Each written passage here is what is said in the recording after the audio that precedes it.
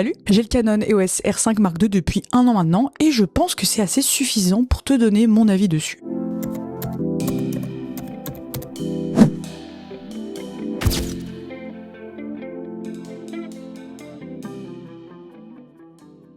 Alors, la question que je vais me poser aujourd'hui, c'est est-ce qu'il justifie vraiment tout ce bruit autour de lui? Je vais tout te dire. Ok, let's go.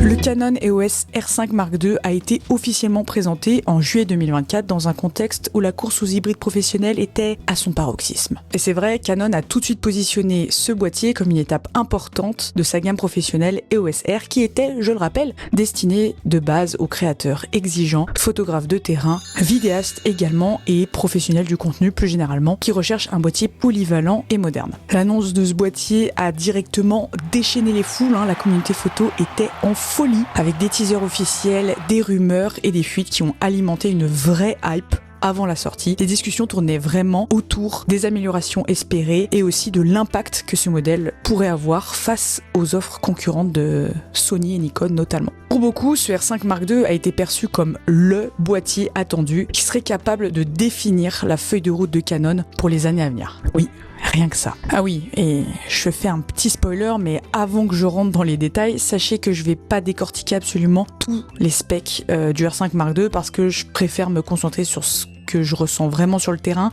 et ce qui, à mon sens, est vraiment utile en tant que photographe. Donc voilà, si vous voyez des points à rajouter, des choses que vous aimeriez rajouter, des choses que je n'ai pas dites qui sont vraiment importantes pour vous, n'hésitez pas à me le dire en commentaire. Le Canon EOS R5 Mark II affiche un poids d'environ 746 grammes avec la batterie et carte mémoire intégrée évidemment. À la prise en main, il surprend évidemment par son équilibre et son ergonomie travaillée. La poignée est bien creusée pour accueillir les doigts naturellement, ce qui rend l'appareil confortable même après plusieurs heures de shooting. Et ça, c'est d'ailleurs un point souvent souligné dans les retours clients et je suis du même avis. Il est super confortable et agréable à porter, contrairement au R3 comme je l'ai déjà dit plusieurs fois qui pèse 3 tonnes. Les commandes tombent au bon endroit, on peut le dire, les boutons et les molettes sont disposés de façon logique, ce qui le rend assez intuitif pour les utilisateurs habitués à l'écosystème Canon. L'écran arrière tactile de 3,2 pouces orientable et le viseur électronique OLED haute résolution apportent un vrai confort d'usage, que ce soit pour la photo ou la vidéo. À titre personnel, étant aussi utilisatrice du R3, vous le savez parce que vous avez vu cette vidéo, je dois dire que je préfère vraiment la prise en main du R5 Mark II qui est agréable et solide, même avec des optiques assez lourdes, ce qui en fait un boîtier bien adapté à des séances longues comme des mariages ou des reportages. En revanche, c'est vrai, et il faut que je le mentionne, j'ai vu que certaines personnes reprochent au boîtier un rendu un petit peu plastique, moins noble que certaines alternatives, ce qui le rend selon eux, un peu moins premium au toucher que des boîtiers concurrents. Par contre, le prix, lui, il reste très premium. Ça, comptez sur Canon. Enfin, certains ajoutent que si on rajoute des objectifs lourds ou en shooting prolongé, le poids total peut vite devenir conséquent, ce qui peut un peu nuire au confort sur une longue journée, surtout lorsqu'on est sur des prises manuelles ou à main levée. Ma foi, je pense qu'il suffit de s'entraîner avec, de faire un petit peu de sport avec votre objectif et votre R5 Mark II, et vous n'aurez aucun problème.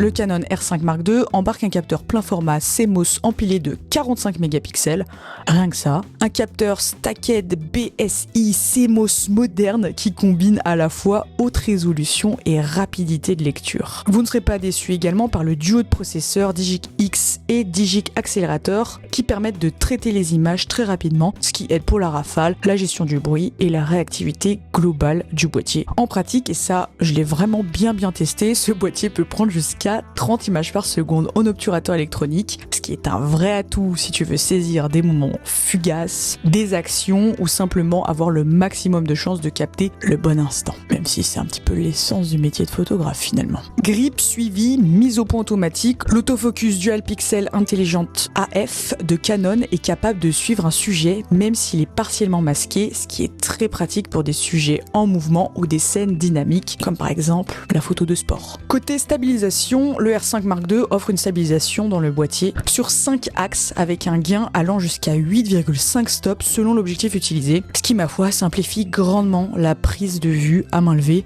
en basse lumière ou dans des conditions difficiles. Le boîtier accepte les objectifs en monture RF si tu utilises des objectifs compatibles ou via adaptateur, notamment pour les anciennes optiques EF ou EFS. Comme ça, tu profites de toute la flexibilité de l'écosystème Canon. La nouveauté dans ce boîtier qui peut être assez utile, c'est le pré-capture ou le pré-déclenchement qui permet, lorsque tu appuies à mi-cours sur le déclencheur, de stocker automatiquement des images en mémoire tampon. Si tu déclenches, il sauvegarde aussi les images juste avant ton déclenchement. Et ça, c'est vrai, c'est une option que je n'utilise pas personnellement, mais qui est pratique dans les moments décisifs, sportifs ou spontanés.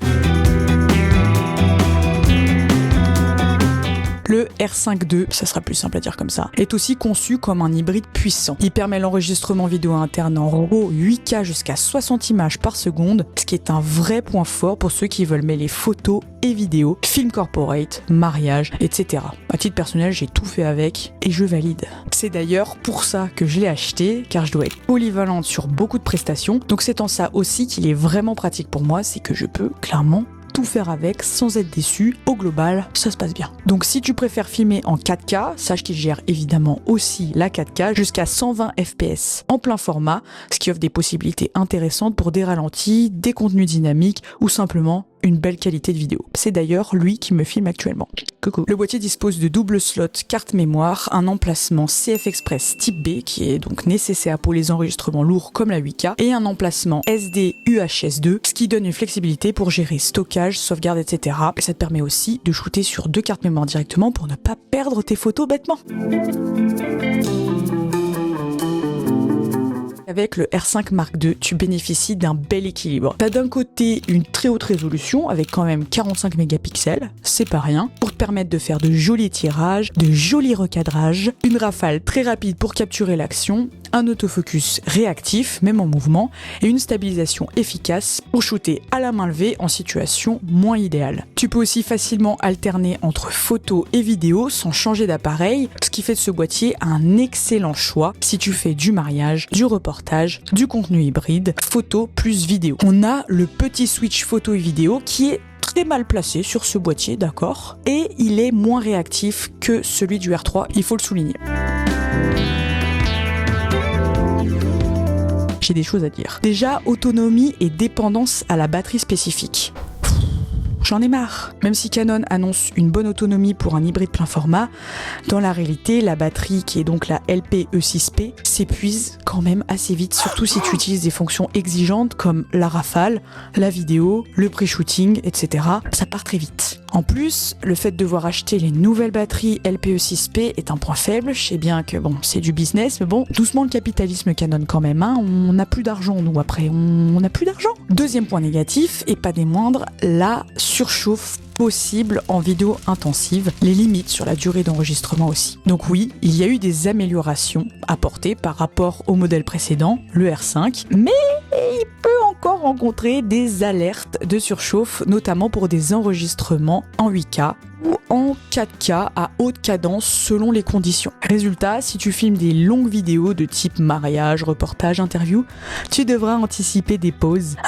Prends une petite barre de céréales pour te régaler ou investir dans un accessoire optionnel qui est un grip avec ventilateur, carte rapide, etc. pour gagner un peu de marge. Troisième point, la stabilisation et la performance IBIS est variable selon l'objectif. Donc même si le boîtier propose une stabilisation interne annoncée jusqu'à 8,5 stops avec optique compatible, cette performance qui est optimale dépend fortement de l'objectif utilisé. Donc ça veut dire qu'avec des optiques non stabilisées ou avec une stabilisation assez lente, la stab sera moins efficace, ce qui peut dégrader le rendu en basse lumière ou pour la photo à main levée. Et ça, il faut le souligner. Quatrième point, je sais plus, oui je crois, les exigences en matériel, notamment en carte mémoire, en stockage et coûts associés, puisque pour exploiter les capacités haut de gamme, c'est-à-dire le RAW haute résolution, la 8K, la rafale, etc., tu es contrainte d'utiliser des cartes rapides haut de gamme, donc qui coûtent cher, avec typiquement des cartes CF Express type B plus des cartes SD UHS-2 et ça peut vite faire grimper le budget global, hein, déjà qu'on n'a plus d'argent. Et si tu shootes beaucoup en RAW, en vidéo grand débit, etc., tu dois anticiper ton espace de stockage, de sauvegarde et de backup, etc. Et finalement, c'est la banqueroute. On a aussi quelques défauts d'ergonomie ou petits irritants pratiques, c'est-à-dire que le menu est parfois lent et il y a des bugs ponctuels d'interface qui arrivent. Le viseur électronique est selon moi moins bon que certains concurrents ou même que le RS3 tout simplement. Et on a une densité de commandes qui peut déstabiliser les primo-utilisateurs. C'est-à-dire que si tu viens d'un boîtier qui est assez simple, la transition peut demander un petit temps d'adaptation. Il y a des boutons de partout. Les performances extrêmes également, c'est-à-dire haute ISO, 8K, etc. avec des compromis. C'est-à-dire que si tu montes avec une valeur ISO importante, que tu pousses l'exposition dans les ombres, la qualité reste bonne jusqu'à un certain point. Mais au-delà, par exemple, lorsque tu as une sensibilité ISO qui est très élevée ou un post-traitement assez agressif, le bruit apparaît, les détails se perdent, ce qui peut limiter le rendu exploitable selon l'usage. Selon moi, si tu es photographe ou vidéaste de mariage, d'événements, de reportages, le Canon R5 Mark II te donne une vraie marge de manœuvre. C'est-à-dire que tu peux shooter en rafale pour rien manquer, tu peux alterner facilement en photo et en vidéo, jouer avec la haute résolution pour recadrer tes images ou offrir des tirages de qualité à tes clients, profiter d'un autofocus fiable, même en mouvement, et aussi utiliser la stabilisation pour plus de flexibilité. Tu gagnes clairement en confort, en fiabilité et en variété dans ce que tu peux proposer à tes clients, ce qui te permet d'être vraiment flexible et du coup ce qui va faire la différence dans tes prestations. Qu'en est-il des avis des autres utilisateurs ? Eh bien écoutez, j'ai été sur Reddit, français et américain, because you know I'm fluent in English, pour avoir un maximum de retours des utilisateurs et voir la synthèse générale des retours utilisateurs. C'est plutôt important. Les points appréciés par les clients. L'autofocus et le eye control ultra efficace. Ok. La stabilisation excellente, parfaite pour la vidéo à main levée, la qualité d'image et la polyvalence en photo et vidéo, la réactivité du capteur empilé. Bon, c'est déjà pas mal, non ? Les points critiqués, il faut quand même les énumérer. Il y a quelques bugs de fiabilité qui sont signalés, notamment de communication avec les objectifs parfois. J'ai déjà eu le problème aussi avec un flash. Une chauffe qui est quand même toujours présente en mode 8K prolongé. Personnellement, je ne filme pas en 8K, j'en sais rien. Des améliorations perçues comme évolutives plus que révolutionnaires pour ceux qui ont déjà le R5. Hein, voilà, je sais pas si ça vaut vraiment le coup de passer du R5 au R5 Mark II. Et un rapport qualité-prix qui est jugé quand même discutable pour les amateurs non professionnels. Mon point négatif, moi vraiment sur ce boîtier, c'est la gestion des ISO, enfin du bruit en basse lumière qui est juste pourri quoi sur ce boîtier comparé à un R3. Et oui, il faut que je le souligne parce que pour un boîtier de ce prix-là, je trouve ça quand même regrettable. Et je rajouterais même en point négatif que j'ai déjà eu 2-3 bugs, on parle de mini-bugs, mais j'ai eu un peu peur pendant 2-3 secondes sur des prestations. Le boîtier était figé pendant plusieurs secondes. Par exemple, je pourrais plus rien faire, je pouvais vraiment plus l'utiliser et j'ai dû enlever ma batterie et la remettre. Donc rien de très grave sur le moment, on était sur un shooting immobilier, ça va, mais ça m'est quand même jamais arrivé avec un R3 et si ça arrive dans un mariage, ça dépend du moment en question, mais ça risque d'être pas trop rigolo, hein. Voilà, donc touchez du bois pour moi, hein. Merci les copines. Attendez, il y a du bois là-bas. Le bois Ikea, on va dire que c'est du vrai bois, d'accord ?